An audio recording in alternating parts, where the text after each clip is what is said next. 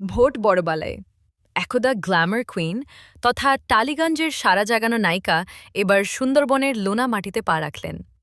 তারকা সাংসদ শতাব্দী রায়কে সুন্দরবনের প্রার্থী ঝর্ণা সর্দারের সমর্থনে প্রচারে নামালেন। এর আগেও এখানে প্রার্থী ঝর্ণা সর্দার মিছিল করেছিলেন, তবে এবার তারকা এনে ভোট প্রচার করায় বেশ সাড়া পড়েছে। তার প্রচারে এলাকার উৎসাহী মানুষ এখানে ভিড় জমিয়েছেন। এদিন তিনি তৃণমূল সরকারের বিভিন্ন উন্নয়নমূলক প্রকল্পের কথা তুলে ধরে সাধারণ মানুষের কাছে ঝর্ণা সর্দারকে বিপুল ভোটে জয় করার আহ্বান জানান। সভামঞ্চ থেকে কেন্দ্রের বিজেপি সরকারের বিরুদ্ধে তোপ দেগে শতাব্দী রায় বলেন, বিজেপি ধর্মের ভিত্তিতে রাজনীতি করে এবং সমাজে বিভাজন তৈরি করার চেষ্টা করছে। তিনি দাবি করেন, বাংলার ভবিষ্যৎ সুরক্ষিত রাখতে রাজ্যের মুখ্যমন্ত্রী মমতা বন্দ্যোপাধ্যায়ের নেতৃত্বেই আস্থা রাখা উচিত। পাশাপাশি তিনি ভোটারদের বিজেপির প্ররোচনায় পা না দেওয়ার আহ্বান জানান। তিনি আরও বলেন, রাজ্যের উন্নয়নের ধারাকে অব্যাহত রাখতে তৃণমূল কংগ্রেসের হাত শক্ত করা জরুরি।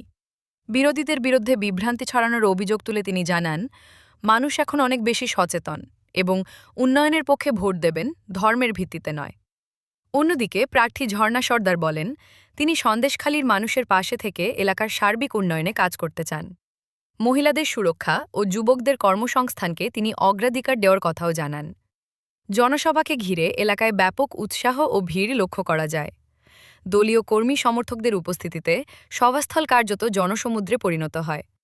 নির্বাচনের আগে এই জনসভা তৃণমূল কংগ্রেসের প্রচারে নতুন গতি এনেছে বলে মনে করছেন রাজনৈতিক বিশ্লেষকদের একাংশ।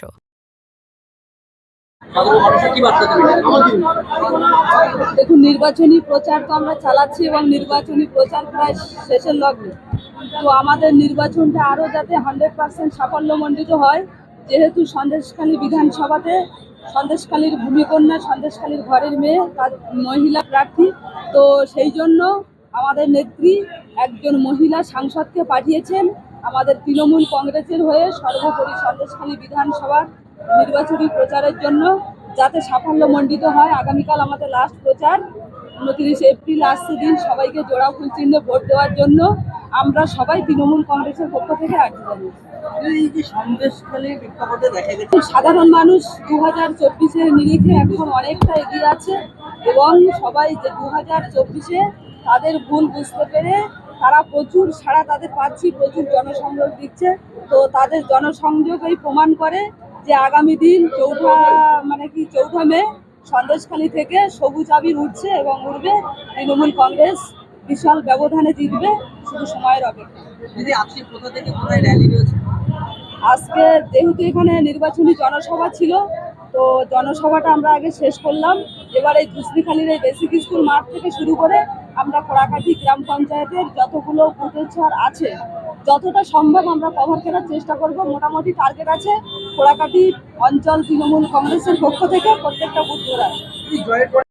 দেখুন, জয়ের পরে তো সাধারণ মানুষের জন্য তো মমতা ব্যানার্জি জন্ম থেকে মৃত্যু পর্যন্ত করে যাচ্ছেন। তো তার বাইরে যেগুলো আছে আমাদের নদীমাতৃক এলাকা, রাস্তাঘাট, আর্সেনিক মুক্ত পানীয় জল, সেটুকুর উপরে একটু জোর দিতে হবে এবং কাজ করার জন্য তো আমাদের নেত্রী আছেন।